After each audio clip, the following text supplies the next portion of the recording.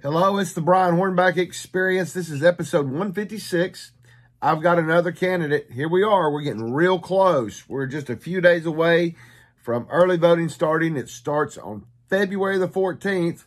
That's Wednesday, February the 14th. That's Valentine's Day. So, as I've said before, if you've got a girlfriend, if you got a wife, if you got a boyfriend, if you got a husband, a significant other, whatever, before you go to dinner, go vote. Anyway, we've got Miss Julie McBee Fritts, who's a candidate for county commission in the 6th district in the Republican primary. That's the one where everybody votes March the 5th because everybody's Republican, right? Anyway, Julie, how are you? Hey, I'm good today, Brian. Thank you so much. Oh, absolutely. So, you decided, wow, it was, golly, I think it was like in September. You announced, I think I broke the news because I think you announced it at the Motley Crue community lunch and that you were going to run for county commission. And man, how several months pass and here we are. We're just days away from early voting starting. So has it been what you expected? Is it, how has the campaign been so far?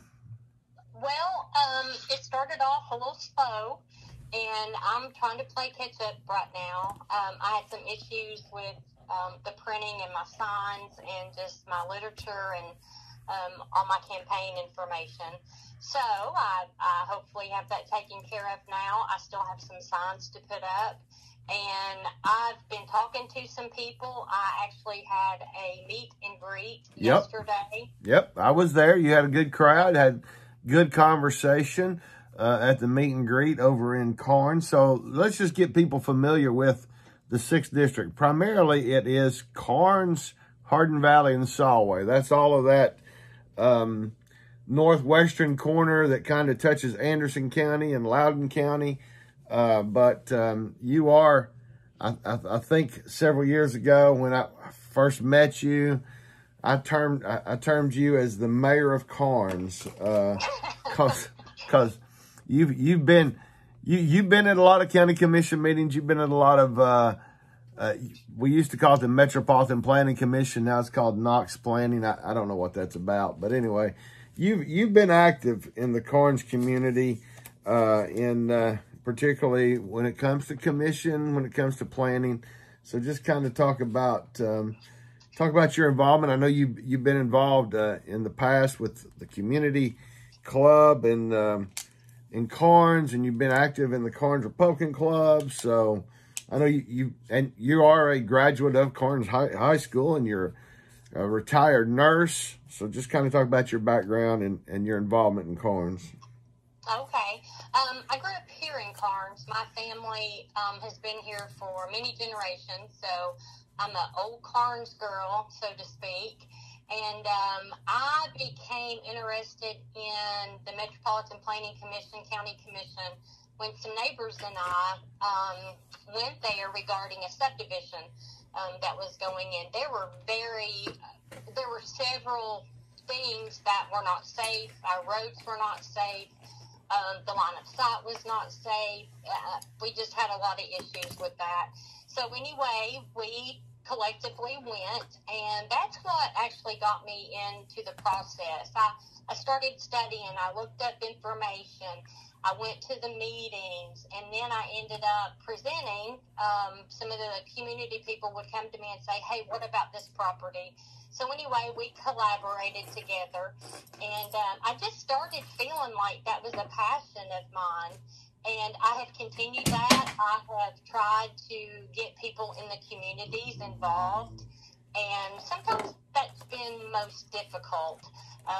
People they already feel like they're beat before they ever get started. So went to many of the planning commission meetings, and that did not turn out so well. But I went, and I just kept going, and I kept going, and I kept going, because I'm the kind of person, I may get knocked down. I always get myself pulled back up, and I dust myself off and keep going. So, but anyway, that's how it happened. I also I can say in the day when Hardin Valley was basically 2 roads and lots of farms. And so anyway, we all know that's been a lot of changes and not always very good changes.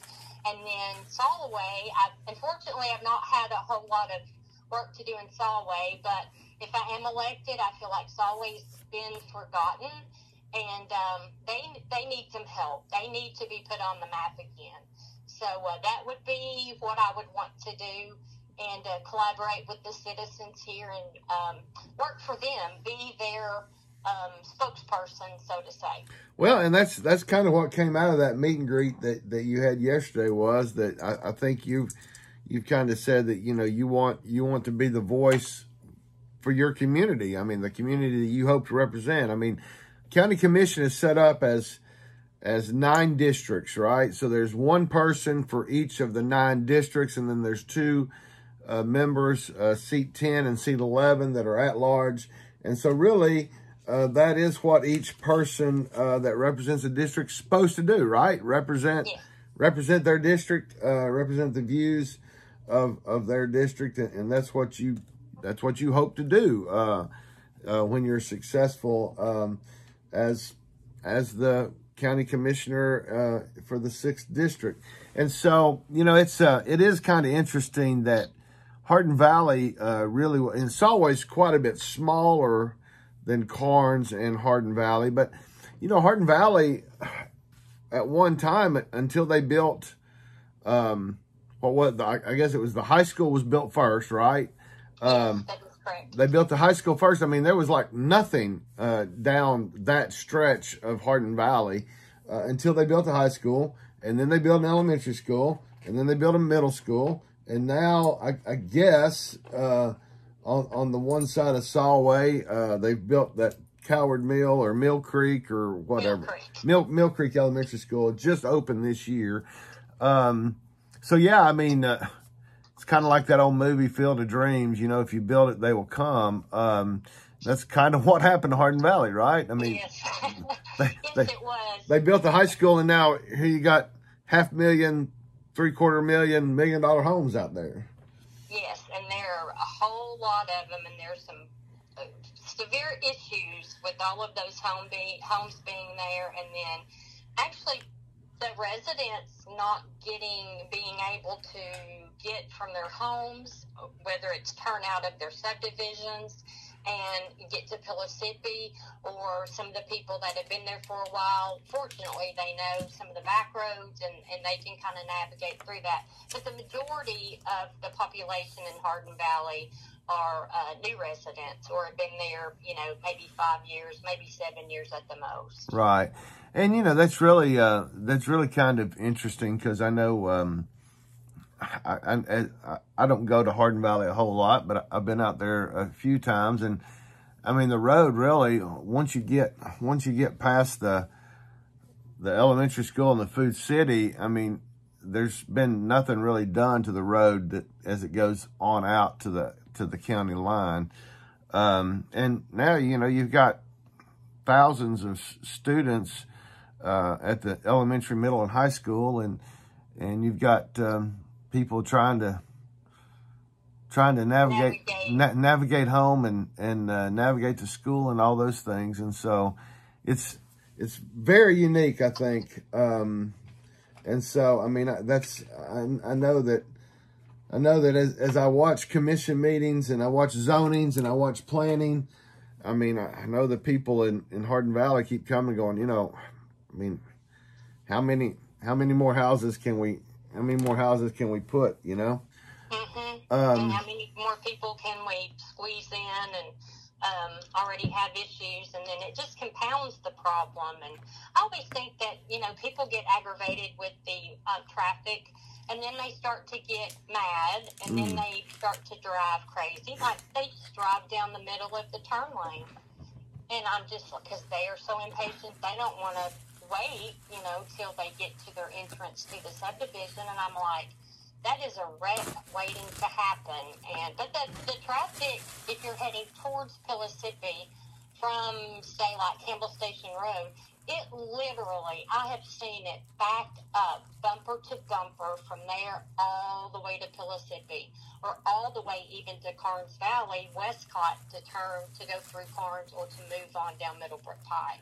Yeah, Karns Valley. We really don't want to tell people about Karns Valley, do we? Because that's a that's a different animal.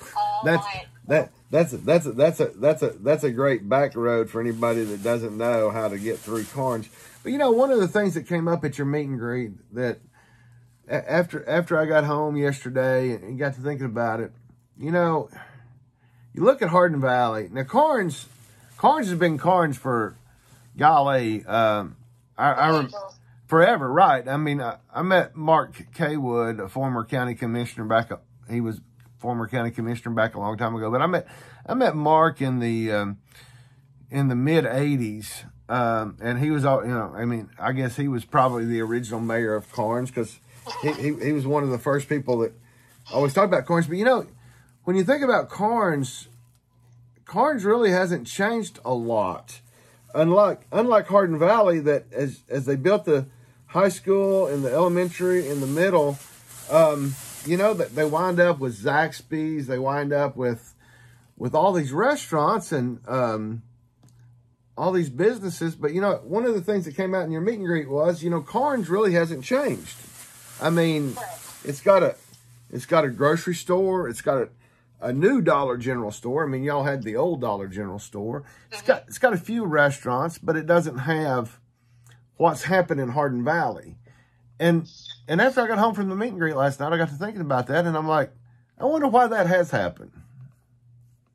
Well, I think for the most part, Karns has two ways in and out: Oak Ridge Highway and West Emory Road.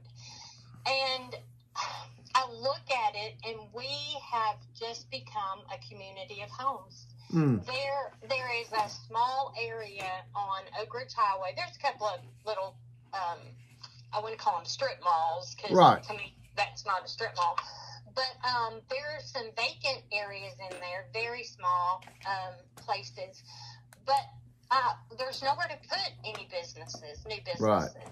We do have an old Hardee's, but the location between Beaver Ridge, Byington, Oak Ridge Highway, that is a horrible area. It used to not be. That's why Hardee's came in there. It was busy all the time.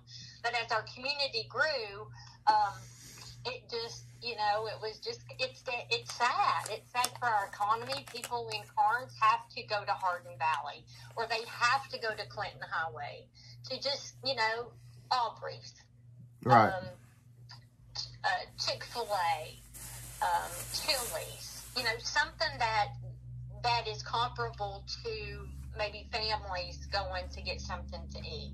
So if you live in Karns, you literally have to go in different directions. Oh, forgot Cedar Bluff. Yeah.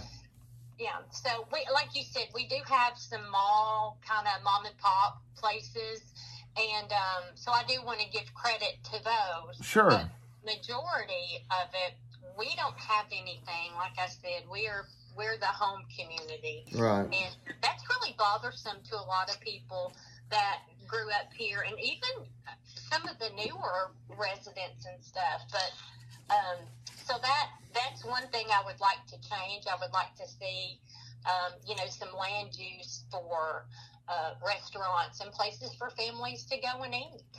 Yeah, and you know, the other thing that came up in the meet and greet yesterday was the fact that Karns, and I guess it's because everybody's moving from other places to Tennessee and to Karns, is that you got a big self-storage facility, and you got several storage facilities that came out in the meet and greet yesterday. And I mean, I guess that's good, because people aren't sticking all their stuff in their houses. I guess they're putting it in storage, but yeah. I think a lot of it has to do the style of the homes. Right. That are being built. And honestly, you don't have room to store anything. Right. So if you want to keep your belongings, not necessarily the ones that you use in your house on a frequent basis, you do have to put a place in there. And Karns residents were not happy about that. Right. It kind of looks like an eyesore, just stuck between a couple of small business, small strip mall areas.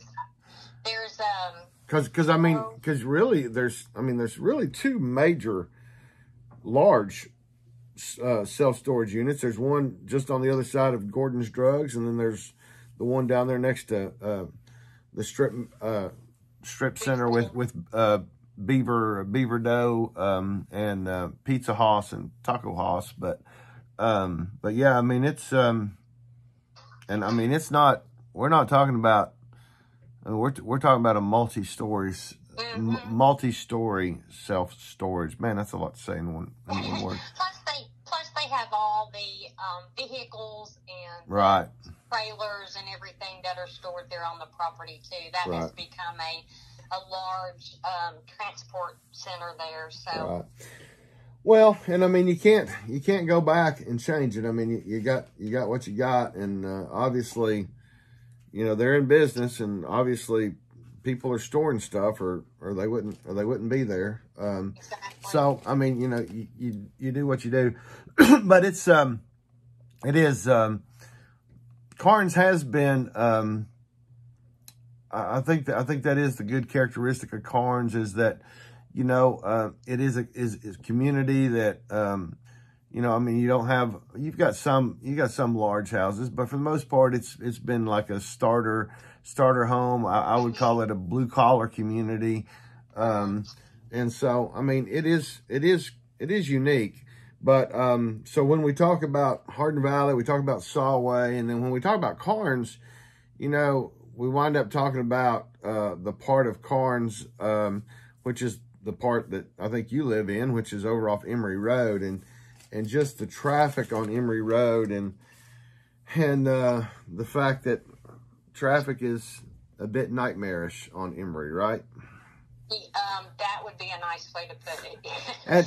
and interestingly enough, you know, Emory Road, Oak Ridge Highway, probably Hardin Valley. I mean, they're really state roads, but it's you know, it's as more and more communities are being built along Emory Road. You know, especially you're getting ready to get. I mean, it's been approved now. Belltown. I mean, it's going to be larger than. Anything. Well, it's larger than. I'm trying to remember. They named it. It's going to be larger than that little community near La Follette, Jacksboro. It's going to be larger than Jacksboro. So it's a development that is got a lot of houses. It's got a lot. It's going to have some commercial. It's going to take, if I remember correctly, when it was before the county commission. I mean, it's going to take 10 years to build it out, right? That was what the information was presented to the county commission and the MPC. Right. But I mean, at the same time, Emory Road is problematic in the fact that traffic doesn't slow down, and people are trying to get in and get out. And I know that there was a situation where a young lady, I think, was T-boned, and I know she's been featured on some commercials. I mean, it was a situation where she could have very easily lost her life, but and they had her at the county commission. But I mean, so there's not really been an effort by TDOT to slow the traffic down on Emory. Well, I went to I went to the county commission on that, right? And it was this January, and Josh Sanderson is Rocky Smith's nephew. Right. But he and I, we have some disagreements. I guess that's a polite way to put it. But I got the traffic study off that, and I was absolutely amazed. On that traffic study, it said the average speed right there on West Emory Road was 70 miles per hour. What's the posted speed limit? 45. Wow. And I would absolutely believe it because I travel that road often. Right. And I see it. And I do not speed. I do the posted speed limit. And it is atrocious on how people drive through there. And one of the pieces of planning is they are going to put up a red light. I don't know where that red light is going to be to access over across the street for the commercial side of it. And elderly residents with retirement homes are going to be on that side as well. So I would not want my child or actually any family member to be crossing Emory Road. My question was, do you ever see anybody run a red light? And there you have children going across the road. They're going to have an amphitheater. That's part of the plans. Or an elderly person, and being a nurse, I know that elderly people, vision problems, muscular problems, their reflexes are slower, their hearing can be impaired. And I just think, that has set someone up for a huge problem. And maybe I look at it, through a different lens because I am a nurse. And so anyway, I presented that information at the the county commission meeting, and it got approved. Right. So, but anyway, I find that when I go to the county commission meetings, it basically is to bring out issues that people have in communities. And we know our developments are going to get approved. I mean, if you thought differently, you probably weren't paying attention. But anyway, there are issues with developments, and not every piece of land needs to be a development. Some just strictly are not. So, but they get approved, but the one on Belltown, that was really with that many homes, that many cars, that many children. I'm going to be concerned about certain issues with that. Well, and it's I think with a development the size of Belltown, you also have to wonder. Sometimes, I mean, even when I was on the school board 20 years ago, I really questioned planning. I really questioned planning sometimes on how they forecast the number of students that come out of a proposed development to impact the schools, because that's what planning's supposed to do. They're supposed to say, okay, if we build this apartment complex, it's going to generate X number of students. If we build this subdivision with 2,500 square feet average per house, it's going to generate this number of students. I don't know. I mean, obviously they're planners. They went to school to be planners. They have the degree. They have the expertise. But I just really wonder sometimes. It would be interesting to see how those numbers happen. But then, Knox County, you have a development over here in my neck of the woods, over here in the bluegrass community, which is on the other side of 40 from where you're at. But you had this development, this North Shore Town Center. It's supposed to be similar to Belltown. It's smaller than what Belltown's going to be. But, it's got commercial. It's got a Target. It's got banks. It's got a Publix. It's got a Chick-fil-A. But you also have a school that wound up being right in the middle of it. North Shore Elementary School. And there's really not, when Belltown was created with the number of people, they really didn't plan that a school would be there. Now, when North Shore Town Center was developed and when it was passed, they didn't anticipate there being a school there either, but, the county wound up getting the property and building a school there. But you really got to wonder, I mean, Karns schools are relatively full, right? Correct. That's part of the reason that now we're going to build the Mill Creek along with Hardin Valley. They don't have anywhere, to put their students. So that was the multi-million-dollar answer to building a new school in that area. Well, yeah, and so you got, Hardin Valley Elementary, Karns, Ball Camp, now you got Mill Creek. And it's funny that Farragut's going through the same issue right now with the fact that they just bought land in Farragut for a new school. And what's funny is the population for public schools are always in elementary and in high school, because what I've seen is that people have a tendency to pull their kids out of public schools and put them in private schools in middle school. And so that's an interesting dynamic in the fact that, Mill Creek, Ball Camp, Karns, Hardin Valley, so you got a lot of elementary schools, but, I don't know. I don't know what the real answer is. All I do know is I sensed it from your meet and greet and from what you've done on going to planning and commission, is that there's a real frustration in the fact that you feel like the planners, the planning commission, and the commissioners don't necessarily listen. Is that a fair? That is 100% accurate. I went to the last meeting, or the third meeting of Advanced Knox. Right. And it is moving towards Gibbs and Coreyton, all the development, the farms, land is being bought and developed. And I sat there. I didn't have anything to say. I was just an observer. That's one in a million times. But the people that lived there were so eloquent in their getting up and speaking. They had all of their talking points. They had information. They had documentation, and they went on, I would guess, maybe an hour and a half, and many people spoke.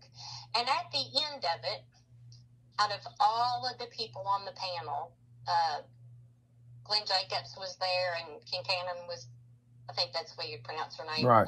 Yeah. But anyway, there were only 2 people on that panel that said, maybe we need to hold off on this, and the rest of them voted yes. And I felt like all of these speakers, it was just like they were silenced. Nobody, you can hear and you can listen. They're 2 different things. You can really hear it, words, speech, that kind of thing. Mm-hmm. But do you really listen? Do you listen to their frustration? Do you listen to what they're saying about, this is what we want our community to look like? This is why we love living where we live. And I feel like that has not only been the one episode, but that's been a lot of episodes. And that's part of the reason people do not get involved in going, in speaking, and, and it's just, they already feel like they are beat before they get started. And they need to be a part of their local government. Because, and I'm saying this, and I am running for a political office, and I understand that. Right. But my stance is, I work for the people if I get voted in. I listen to them and their concerns and what they want to happen. I'm not voted in by anyone else, but just the people that would live in my district. And one gentleman, and I would love to find out who this was, because I would love to thank him for his comment. And I'm not going to quote him directly because I can't. He said, you all sit up there and you come and put signs in our yard and you ask for the votes and we vote for you, and then you don't even listen to us. What's the point of even voting? And we're always vote, you got to get out, you got to vote. And he was like, we're already beat before we get started. So I took that to heart when he said that.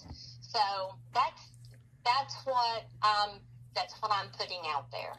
Well, and I watched that third advanced Knox. I was not there, but I watched that third advanced Knox, and I can find it, and I think I've posted on brianhornback.com before, but I can do it again. But Broadus Hubbs, who I grew up with, I think his son's a little bit younger than me. He was one of them that voted not against the growth plan advancing. He voted for delaying it because they could have had 2 more meetings.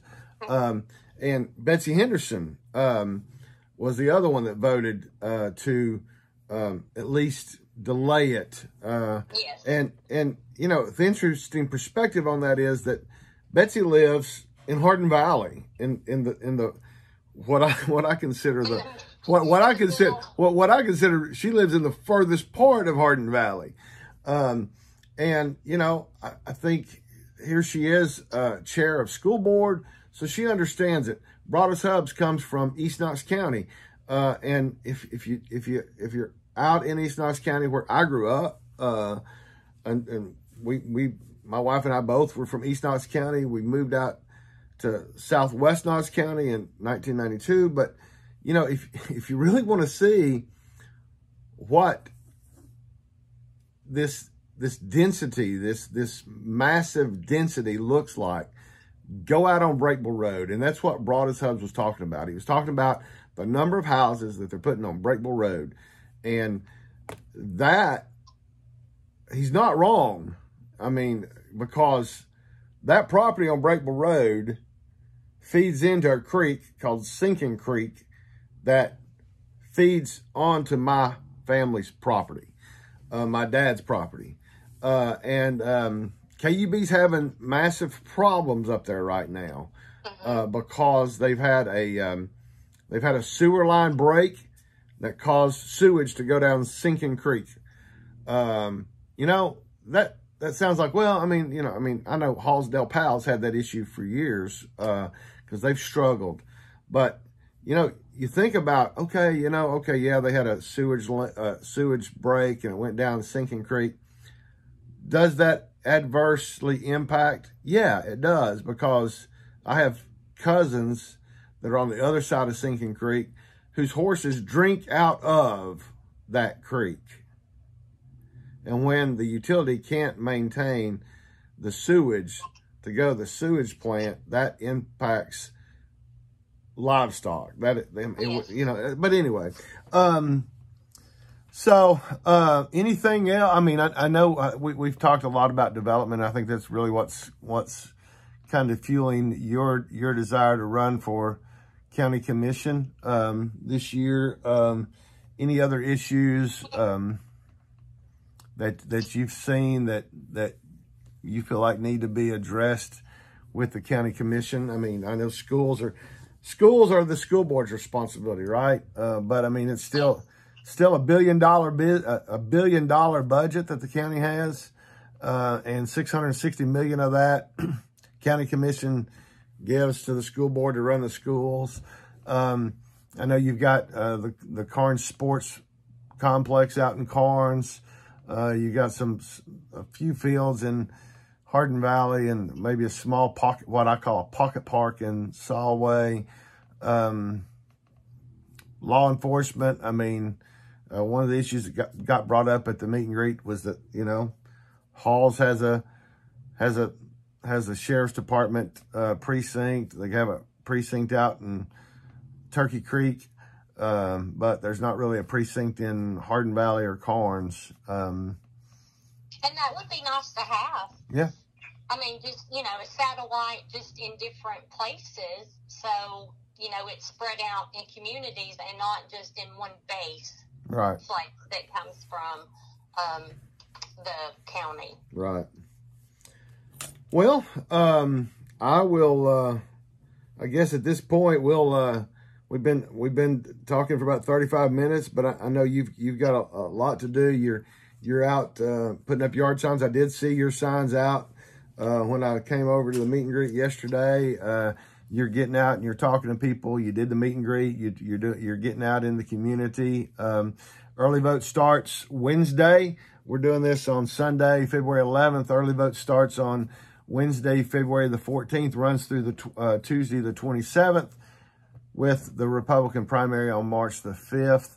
And I know you You're going to do all you can between now and then to get folks to participate and to vote for you. But I'll go ahead and let you close it out and ask for everybody's vote. And appreciate you being here on the Brian Hornback Experience. And, you know, you're always welcome to come back anytime you want. Oh, well, thank you, Brian, so much. I started picking up when we did all of the new candidates that were running. I was kind of surprised by the number of people who have decided to run this time. So I'm grateful I have the opportunity to do that. I want to serve my community. There are things I totally think that could be worked on. Parks, the schools, getting people to be involved, and I want to be their voice. I want to have that camaraderie with them and to let them feel like they are part of what I am representing with the county commission. So that is my goal. I always have a mantra that says, show up, stand up, and speak up. Because if you don't do any of those three, your voice is silenced. And I just cannot go along with people being silenced. And that's just one of my things. So, right. But I would appreciate everybody getting to know me, getting to know my stance. I know a lot of people know my name out there, and but I'd like to put a face with a name. And so anyway, come and vote. Julie McBee Fritts, District 6, County Commission, and I would greatly appreciate it. I would love to serve my communities. Sounds great. We'll talk to you soon. Thank you, Thank Brian. you. Appreciate your time. No problem. Thank you. Okay. Bye-bye. Bye.